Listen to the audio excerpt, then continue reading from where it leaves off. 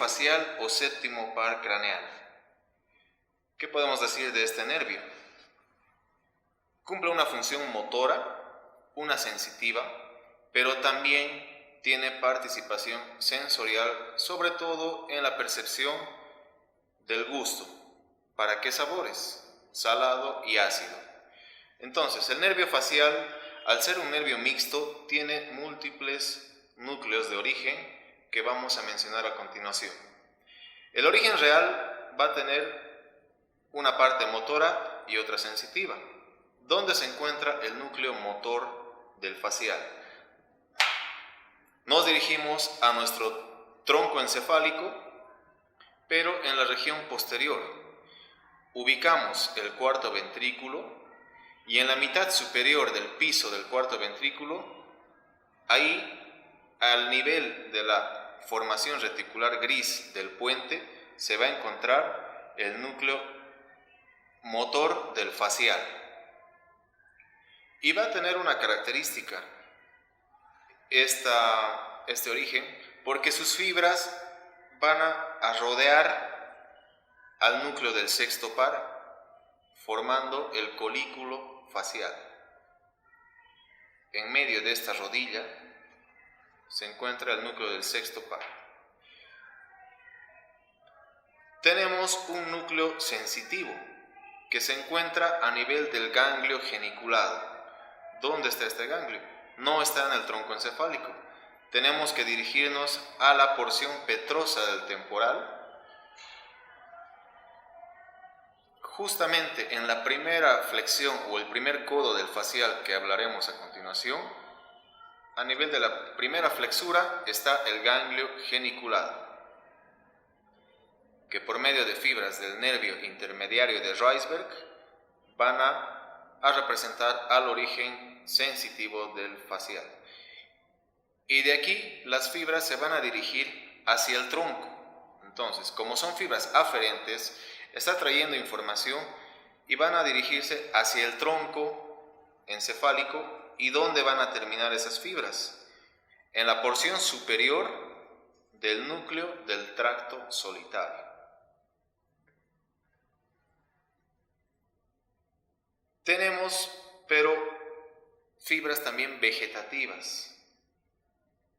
Y en estas vamos a mencionar fibras motoras vegetativas y sensitivas. ¿Dónde está el núcleo motor vegetativo? Se encuentra adyacente al núcleo motor principal del facial y se denomina núcleo salival superior. Y el sensitivo en realidad va a transportar fibras que se van a dirigir a tres glándulas salivales: submandibular, sublingual y glándulas linguales. Entonces, hasta ahí el origen aparente del nervio facial. El origen real. ¿Y dónde va a estar el origen aparente? Voy a la parte anterior de mi tronco encefálico y yo debo buscar el surco bulbopontino, que se encuentra entre el bulbo raquídeo y el puente. En la parte lateral a las incluso olivas vulvares, ¿sí? Ahí va a estar el origen aparente del nervio facial, que va a estar acompañado, lo estoy haciendo aquí con rojo, va a estar acompañado de su asistente, el nervio intermediario de Reisberg, y lateral a estos dos, también del mismo origen aparente, el octavo par craneal, el vestíbulo coclear. Y desde aquí los tres se van a dirigir hacia el conducto auditivo interno, ese que estamos viendo en la porción petrosa del temporal, y lo ubicamos en su cara póstero superior.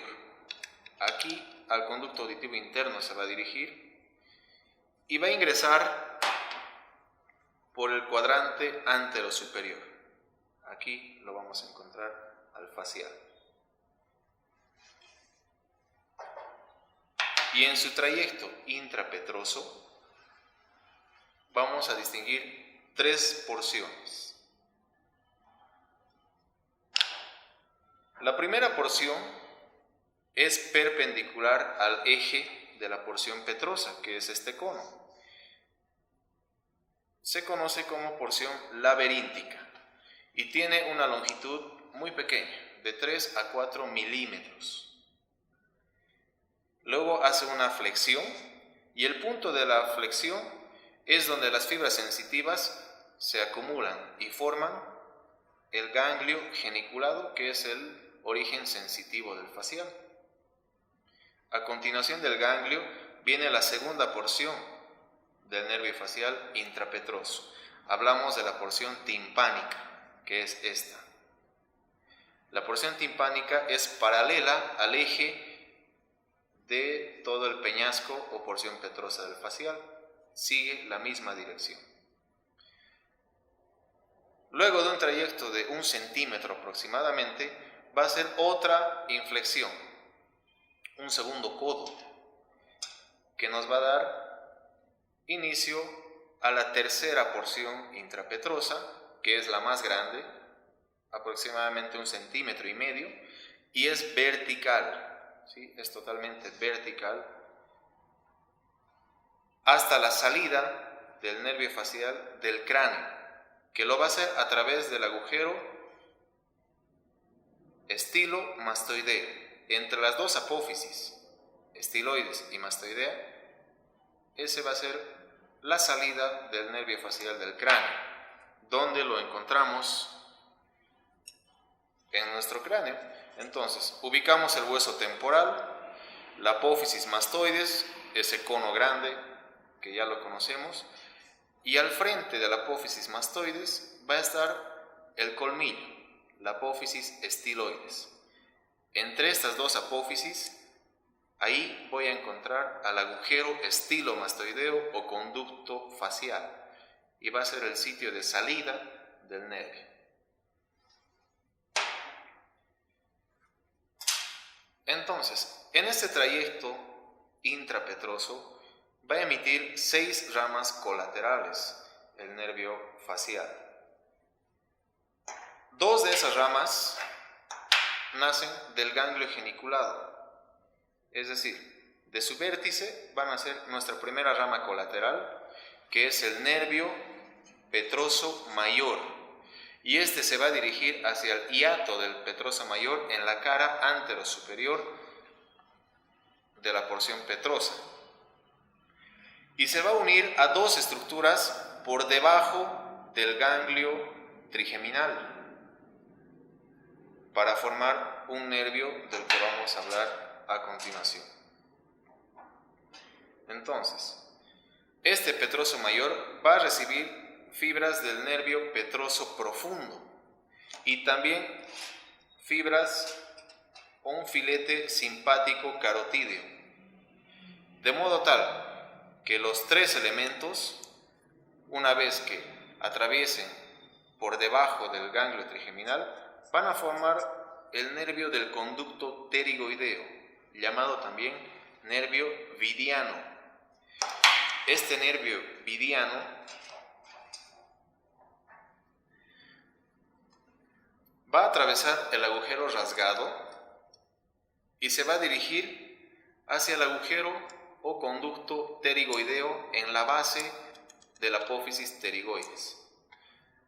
Se está dirigiendo hacia adelante, hacia la fosa pterigopalatina, donde se va a encontrar con un ganglio, ¿sí? A este nivel, el ganglio pterigopalatino. Eso, el primer ramo colateral, que es el nervio petroso mayor. Luego, adyacente a este, vamos a encontrar el ramo comunicante con el plexo timpánico. Ramo comunicante con el plexo timpánico. Este ramo se va a unir al nervio petroso menor y juntos hacia el hiato del nervio petroso menor, que queda junto al del petroso mayor, ambos en la cara anterosuperior del peñasco. En el segundo trayecto, o en la segunda porción más bien del facial, generalmente no hay ramas colaterales. Las otras 4 nacen generalmente de la última porción, de la mastoidea o vertical del nervio facial. ¿Cuáles son estas? Tenemos el nervio del estapedio o del estribo.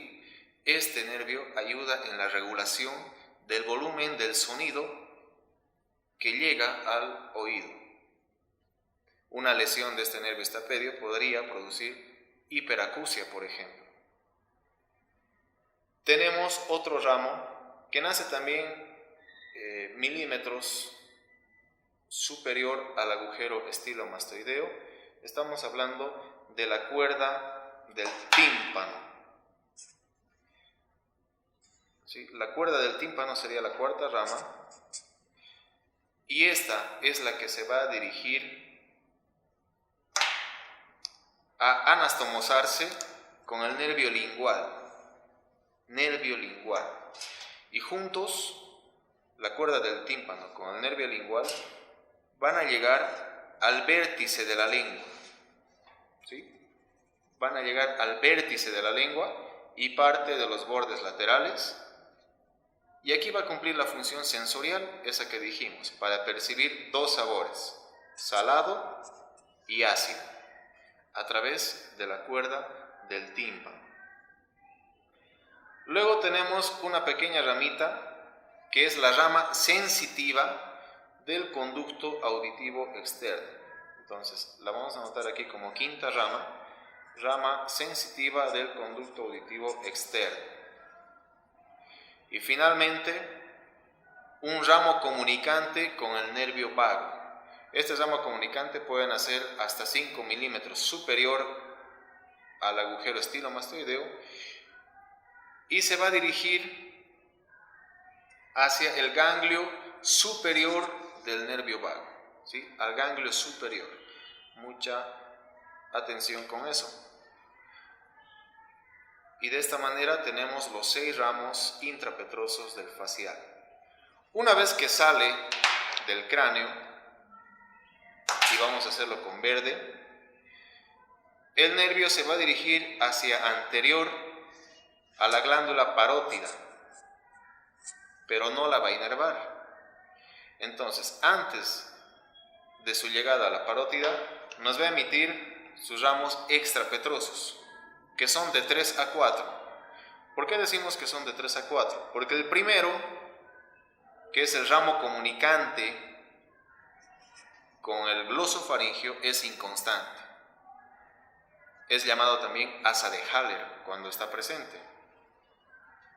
Tenemos el nervio auricular posterior, que se va a anastomosar con el nervio auricular mayor del plexo cervical, y junto con este van a emitir fibras para la porción media de la oreja y la región occipital correspondiente. Tiene ramos para el músculo estiloioideo y el vientre posterior del digástrico. Entonces, estos músculos también reciben inervación del facial, y un ramo lingual, que no es lo mismo que el nervio lingual que hemos mencionado, porque este es del trigémino.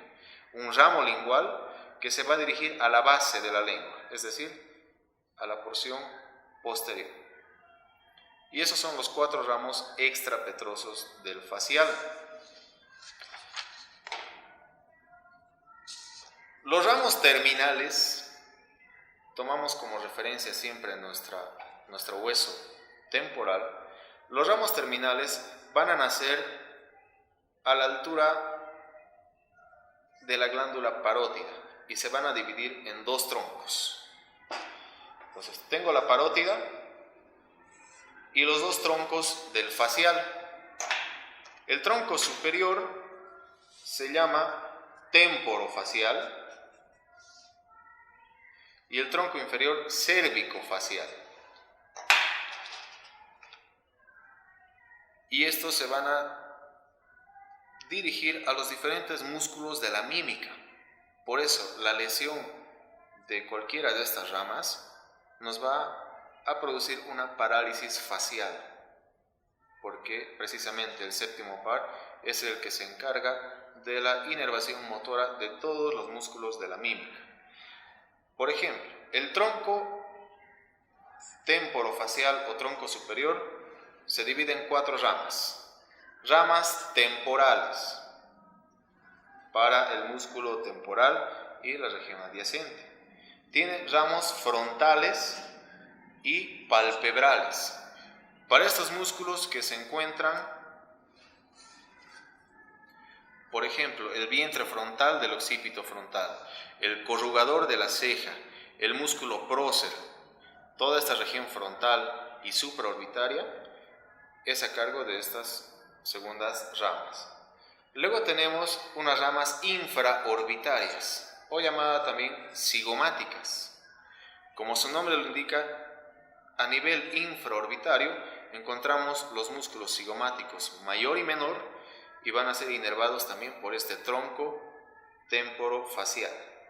Y finalmente se va a dirigir hacia la parte superior de la boca, siendo los ramos bucales superiores, donde se incluye también el músculo buccinador. Resumiendo, el tronco temporofacial me va a dar inervación para todos los músculos que estén de la mitad de la boca para arriba, ¿sí? Corrugadores, cigomáticos, el prócer. En cambio, el tronco cérvico-facial va a tener 3 ramas que se van a distribuir obviamente por la mitad inferior de la boca. Tenemos las ramas bucales inferiores, los ramos mentonianos para los depresores del ángulo de la boca, depresor del labio inferior, y este ramo cervical, muy interesante, para ese músculo muy fino que es el platisma, ¿sí? Y eso es el territorio. Estas son las ramas terminales del facial. Reconocimiento del nervio facial. Ya en la parte del reconocimiento vamos a ir al origen aparente de nuestro séptimo par, y para ello tenemos que localizar el surco bulbopontino. Ese que está entre el puente y la médula oblonga es el surco bulbopontino. Recordemos que el abducens, que es el sexto par, nace de una posición más o menos central, y el séptimo par va a nacer lateral a este, incluso lateral a las olivas vulvares, en la fosita lateral del surco bulbopontino. Ese es el origen aparente del facial, que no va a emerger solo, sino es un paquete de 3 en realidad, donde va a estar acompañado, y lo vamos a hacer con esta aguja verde. Lateral a este se va a encontrar el nervio intermediario de Reisberg, y más lateral todavía, aquí con este blanco, el octavo par, que viene a ser el vestíbulo coclear. De esta manera podemos ver en una visión anterior el origen aparente del facial. Recordemos, de los 3, el que se encuentra en una posición más medial es nuestro séptimo par. ¿Y dónde estaría el origen real del facial? Entonces, yo me voy a ir a la parte posterior y me voy a encontrar a la lámina cuadrigémina, y debajo de esta la fosa romboidea o piso del cuarto ventrículo. Recordemos, la mitad superior de este piso del cuarto ventrículo se encuentra en el puente, y la otra mitad inferior, que no la estamos viendo acá, pertenece al bulbo. Entonces, el facial va a tener su origen, su núcleo motor en realidad, a la altura de la formación reticular gris pontina, en la mitad superior del cuarto ventrículo, y muy cerca también su motor accesorio, que en realidad es parasimpático, el núcleo salival superior. El origen sensitivo no lo vamos a ver porque se encuentra dentro de la porción petrosa en el ganglio geniculado. Entonces, ¿cómo sería todo esto en una visión lateral? En este corte sagital, entonces ya tenemos al cuarto ventrículo con su piso, donde estamos dejando la aguja, y el acueducto mesencefálico. En la mitad superior entonces del piso se va a encontrar la formación reticular gris, y a esa altura aproximadamente estaría el núcleo motor del facial. Y su origen aparente en este preparado, también ubicamos la oliva vulvar, y en esta fosita lateral lo vamos a encontrar. De hecho, aquí estamos viendo el vestíbulo, aquí están los tres. Por favor, de medial a lateral. Hemos dicho, de los tres, el que se encuentra en situación medial es el facial, viene a ser este. El que se encuentra al lado, justo al lado, el intermediario de Reisberg, que es este, y el más lateral de los tres, el vestíbulo coclear. Entonces, ese es el origen aparente del nervio facial. ¿Cómo se observa este nervio en un preparado con meninges, donde podemos encontrar los demás pares craneales? Se va a encontrar detrás, obviamente, en orden secuencial, del sexto par. ¿Y cuál es el sexto par? Es este. Aquí tengo el trigémino y aquí está el troclear. Entonces tengo el 4, el 5, el 6, y en el conducto auditivo interno voy a encontrar al séptimo par, también acompañado del intermediario de Reisberg y su vestíbulo coclear. A nivel, no se olviden, del conducto auditivo interno. Y de ahí hace su trayecto intrapetroso, emite sus ramas colaterales hasta llegar a la parótida para emitir sus ramas terminales. Y también habíamos mencionado que a través de dos troncos, estas ramas terminales se van a distribuir por los diferentes músculos de la mímica. El tronco superior, por ejemplo, a través de sus ramos temporales y frontales, van a tener inervación el vientre anterior del frontal, el músculo prócer, el corrugador de la ceja. También tiene ramos infraorbitarios o cigomáticos, que se van a distribuir en toda la región malar o cigomática, en los músculos cigomático mayor y cigomático menor. Finalmente, las últimas ramas de este tronco temporofacial se van a distribuir en la mitad superior del orbicular de la boca, en la mitad superior, porque el tronco cérvico-facial es aquel que se va a distribuir en la mitad inferior a través de sus ramos bucales inferiores.